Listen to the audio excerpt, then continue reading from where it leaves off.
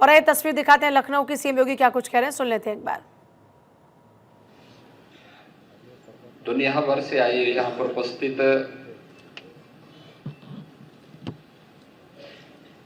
मुख्य न्यायाधीशगण, उप मुख्य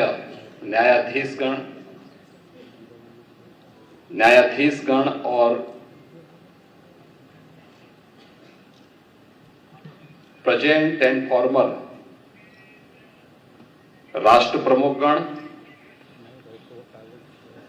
सीएमएस की संस्थापक निदेशक doctor Bharti Gandhi ji, city Montessori school के अध्यक्ष डॉक्टर रॉजर किंगडन, सीएमएस के प्रबंधक प्रोफेसर गीता गांधी किंगडन और यहां पर उपस्थित सभी माननीय अतिथिगण, मैं सबसे पहले इस प्रतिष्ठित सम्मेलन में उपस्थित आप सभी अतिथियों का देश की आबादी के सबसे बड़े राज्य उत्तर प्रदेश की राजधानी में आगमन पर उत्तर प्रदेश सरकार और उत्तर प्रदेश के नागरिकों की ओर से हृदय से मैं स्वागत करता हूं, आप सबका अभिनंदन करता हूं।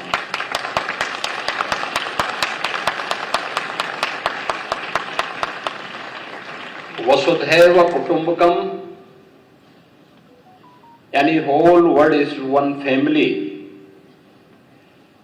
has been basic philosophy of India for thousands of years। यानी भारत हजारों वर्षों से पूरी दुनिया को एक परिवार के रूप में मानता रहा है।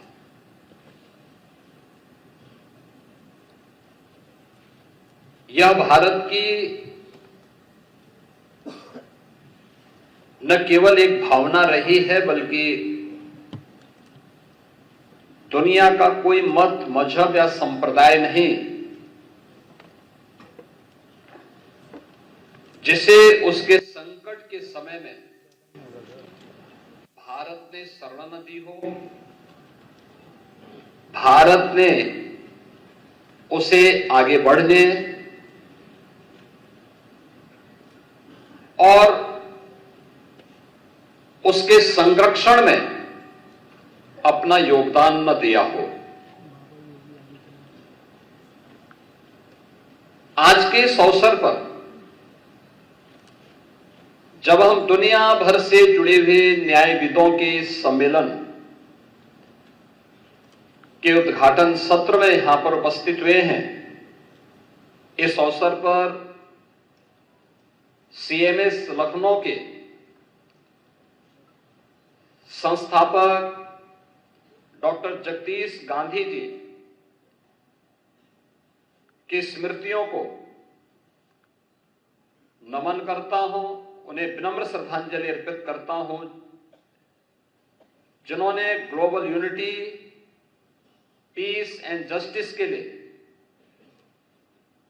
International conference of chief justices का पिछले एक लंबे समय से इस कार्यक्रम का शुभारंभ यहां पर किया और एक दूसरे को समझने और उसके माध्यम से एक नया संदेश देने का प्रयास किया था। हमें इस बारे में यह बात कभी विस्मृत नहीं करनी चाहिए कि दुनिया की वास्तव में समस्या क्या है, और कहीं ना कहीं हम जब इसकी तह में जाते हैं तो हमें लगता है कि डायलॉग एक दूसरे के बीच में नहीं है, या किन्हीं कारणों से स्वयं के वर्चस्व को स्थापित करने के लिए डायलॉग को बाधित किया गया। यह कॉन्फ्रेंस अपने आप में डायलॉग का एक माध्यम है। दुनिया के न्यायविदों के माध्यम से दुनिया की मानवता के लिए, उन लोगों के लिए जिन लोगों ने अपना स्वयं का वर्चस्व स्थापित करने के लिए दुनिया में अशांति और अराजकता का सा वातावरण पैदा करने का प्रयास किया है। आज जब हम सीएमएस के इस प्रतिष्ठित प्रांगण में इस मुद्दे पर विचार करने के लिए एकत्र हुए हैं, हमें यूएन की उस घोषणा को भी स्मरण करना होगा जो उन्होंने सस्टेनेबल डेवलपमेंट गोल्स के बारे में दुनिया के राष्ट्रों से आह्वान किया था। सस्टेनेबल डेवलपमेंट गोल्स शिक्षा को लेके, स्वास्थ्य, दुनिया के अंदर कृषि और जल संसाधन के मुद्दे को लेकर, एम्प्लॉयमेंट एंड स्किल डेवलपमेंट के साथ साथ पर्यावरण और वन संपदा की रक्षा करने के जिन 16 गोल्स को लेकर के यूएन ने दुनिया के देशों के सामने एक लक्ष्य रखा था, याद करना उसमें शिक्षा सबसे महत्वपूर्ण है। दुनिया के अंदर जब हम शिक्षा की बात करते हैं तो उन 2.5 अरब बच्चों के लिए, यानी 250 करोड़ से अधिक बच्चों के लिए क्वालिटी एजुकेशन के साथ साथ वे अपने बस्ते के बोझ से स्वयं ही डिप्रेस न हो, इसके बारे में भी हमें विचार करना चाहिए। क्योंकि महत्वपूर्ण भाव ये कि शिक्षा किसी भी व्यवस्था का, व्यक्ति हो,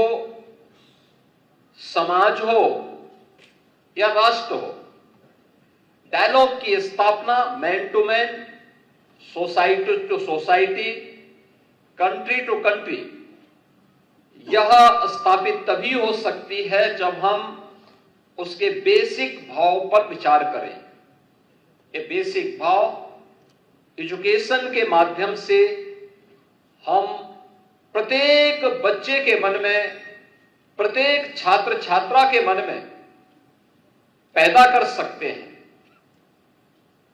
लेकिन आज भी यह एक चुनौती बनी हुई है। दुनिया में जहां अशांति है, जहां पे अराजकता है, जहां वर्चस्व को लेकर के एक दूसरे की संप्रभुता को हड़पने की होड़ हो, वहां पर एजुकेशन, वहां पर हेल्थ, वहां पे सस्टेनेबल डेवलपमेंट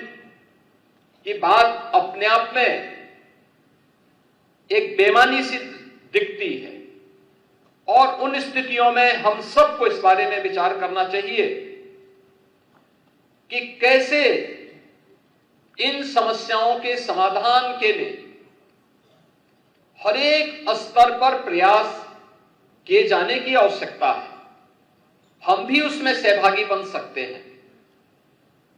अगर एक संस्था अपने स्तर पर पिछले 25 वर्षों से इस प्रयास को आगे बढ़ाने का प्रयास कर रही है, तो क्यों नहीं अन्य स्तर पर यह प्रयास आगे बढ़ सकता। और मुझे लगता है कि यह एक चुनौती दुनिया के सामने जहां बन चुकी है, हम अक्सर इस बात को देखते हैं कि एक और हमारे सामने दुनिया के अंदर की प्रतिस्पर्धा एक चुनौती के रूप में है, वहीं हमारे सामने जलवायु परिवर्तन और उससे उत्पन्न होने वाले संकट भी एक नई चुनौती के रूप में है। याद करना, हमारे सामने इमर्जिंग टेक्नोलॉजी जीवन को सहज और सरल करने में जहां उपयोगी भूमिका का निर्वहन कर रहे हैं, वहीं इसके द्वारा उत्पन्न वे अभूतपूर्व कानूनी चुनौतियां भी हम सब के सामने खड़ी हुई हैं, जिनके माध्यम से साइबर क्राइम, डेटा चोरी के और अन्य तमाम प्रकार की एक नई समस्या दुनिया के सामने खड़ी हुई है। ऐसे अस्थिर समय में न्याय, नैतिकता और अंतर्राष्ट्रीय कानून विश्व शांति और मानव सभ्यता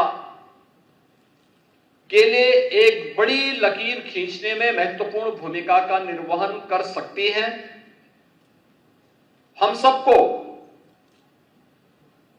यूएन के द्वारा 80 वर्ष पहले जिन बातों को उन्होंने घोषणा की थी, उस पर एक बार फिर से विचार करना चाहिए, जो उन्होंने उस समय की दुनिया के बारे में कहा था कि दुनिया को अब एक अधिक न्यायपूर्ण, समावेशी और जवाबदेह वैश्विक प्रणाली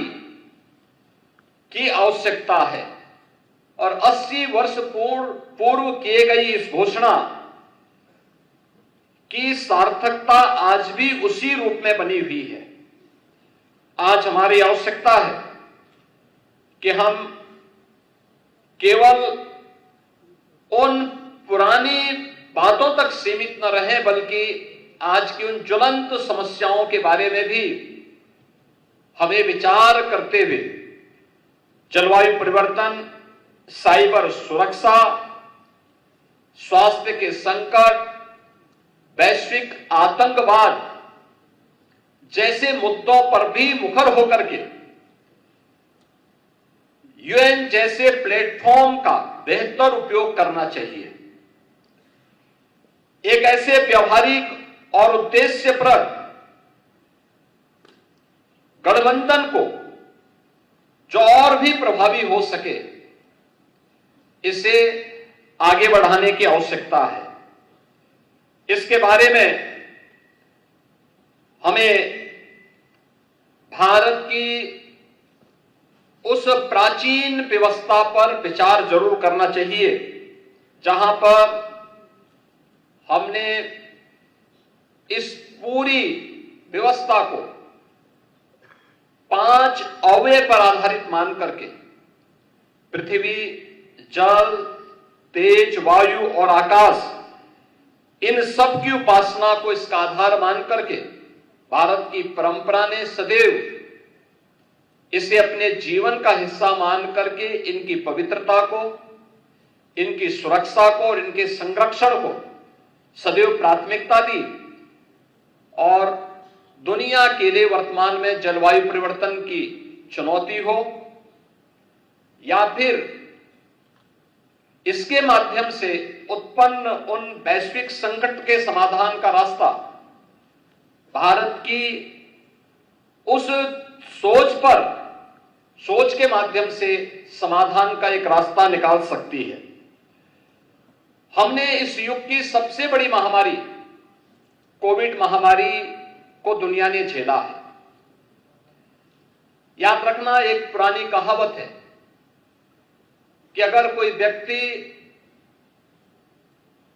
कहीं पे आग लगी हो और उससे अपने को निश्चिंत पाता है, तो अगर आज दूसरे के घर में आग लगी है और आप उससे स्वयं उत्साहपूर्ण तरीके से और उमंगपूर्ण तरीके से निश्चिंत होकर के सो रहे हैं, तो मान करके चलिए कि कल वह आपको भी अपने आगोश में ले सकती है। तो मुख्य न्यायाधीशों का अंतर्राष्ट्रीय सम्मेलन जिसमें उत्तर प्रदेश के मुख्यमंत्री योगी आदित्यनाथ, वो आप सुन रहे थे।